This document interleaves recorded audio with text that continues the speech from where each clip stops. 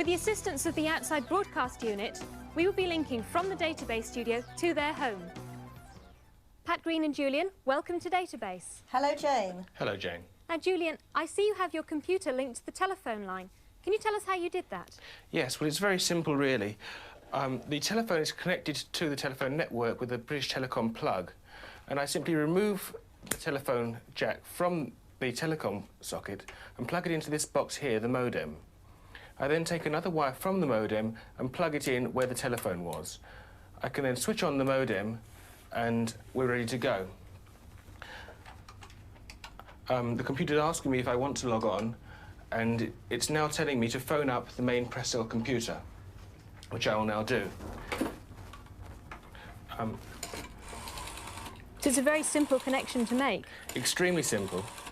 And I can actually leave the modem plugged in once it's done that without affecting the telephone. I'm now waiting for the computer to answer me. It answers with a tone, and then I just flick a switch on the modem and replace the receiver. And things are starting to happen. Things are starting to happen. The Prestel computer is now asking me to enter my own personal password, which I've now done, and it comes up with an opening screen. And Julian, can you tell me, what is Micronet? Well, Micronet basically is an area of Prestel that's specially designed for microcomputer users. It has a lot of facilities. It has a magazine-type page of what's new today, the daily news, reviews of the current software that's available. There's a letters page so people can write in. There are programs available on Micronet that you can load directly down the phone line. Some of them are free, some of them you do have to pay for. Now, Pat, whose computer is it? Well, it's a cooperative, really. We all have a part share, but Julian and I mainly use it. And why did you buy a computer? Well, I was very interested in the new technology and didn't want to be left behind. I don't think it's only for the youngsters at school now. I think us older ones will have to learn a lot about it. And what do you use the computer for? Well, for keeping household records, such as what I have in the freezer and people's telephone numbers and addresses. I use it as a word processor for my letters, which always come out perfect now. And the most exciting thing I find is the mailbox where I write to other people on the Prestel system. And who have you written to recently? You got any examples? Yes, I sent a message to my doctor asking for a repeat prescription, and he's left the prescription for me in the chemist. Right. Well, thank you very much, Pat and Julian. We'll be seeing you later in the programme. Bye, Jane. If you have anything you want to say to us here on Database and you're connected to the Prestel service, you can use the Database mailbox. Pat Green is still with us in North London, and she's going to demonstrate this facility by sending us a message. Hello, Pat. Hello, Jane.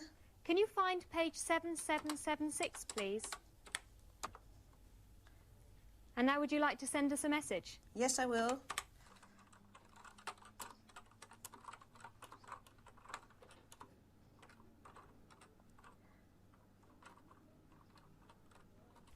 And I should be able to get the same message now on my screen.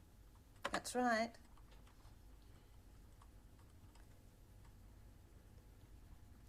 Thank you very much for your good wishes, Pat and Julian. You're welcome. You're welcome. If I want to get that message printed out, I can do that as well, just by hitting this button.